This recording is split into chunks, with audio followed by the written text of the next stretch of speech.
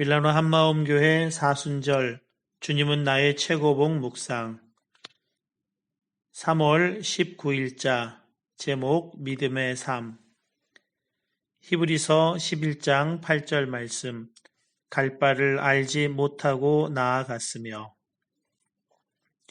구약에서 하나님과의 개인적인 관계는 따로 분리됨을 의미했습니다.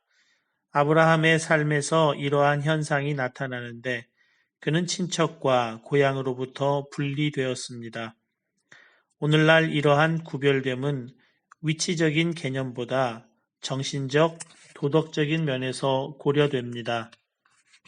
만일 우리에게 가장 가까운 사람들이 하나님과 인격적 관계가 없을 경우 우리는 그들이 세상을 바라보는 관점에서부터 자신을 분리시킵니다. 예수 그리스도께서는 이를 더욱 강조하셨습니다. 믿음은 자신이 어디로 이끌리는지 전혀 알지 못하지만 이끄시는 그분을 사랑하고 아는 것입니다. 믿음의 삶이란 지성이나 이성적인 삶이 아니라 우리에게 가라고 하신 그분을 알아가는 삶입니다. 따라서 믿음의 뿌리는 그분을 아는 경험적, 인격적 지식에 있습니다. 믿음의 삶에서 가장 큰 장애 중 하나는 하나님께서 반드시 우리를 성공으로 이끄실 것이라는 착각입니다. 믿음의 삶에서 궁극적인 단계는 언제나 인격적인 면에서 완성입니다. 인격을 변화시키는 여러 사건들이 일어납니다. 우리가 기도할 때 우리를 둘러싸는 축복을 느끼기도 합니다. 한동안 우리는 변화된 것 같습니다. 그런데 일상적인 생활로 돌아가면 그 영광이 사라집니다. 믿음의 삶이란 날개를 펼쳐 저 높은 곳에 단숨이 날아오르는 삶을 의미하지 않습니다. 오히려 한 걸음씩 계속 걸으며 나아가지만 지치지 않는 삶을 의미합니다. 믿음의 삶은 오직 개인의 성화뿐 아니라 훨씬 더 무한히 높은 차원의 것입니다. 믿음은 시련을 당할 때 증명되며 마침내 시험을 이기고 일어섭니다. 아브라함은 성화의 표준이 아니라 믿음의 삶의 표준입니다. 그는 참된 하나님 위에 시험을 이긴 믿음을 세웠습니다. 아브라함이 하나님을 믿었더라.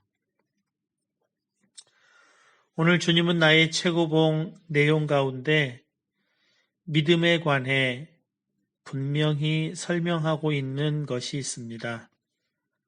먼저 믿음은 우리의 삶을 믿음 없는 사람들과 분리시킨다 하는 것입니다. 만일 우리에게 가장 가까운 사람들이 하나님과 인격적 관계가 없을 경우 우리는 그들이 세상을 바라보는 관점으로부터 자신을 분리시킵니다. 구별된 삶이 믿음으로부터 시작된다는 것입니다.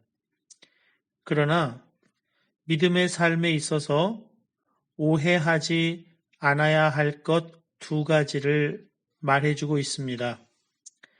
믿음의 삶에서 큰 장애 중 하나는 하나님께서 반드시 우리를 성공으로 이끄실 것이라는 착각입니다.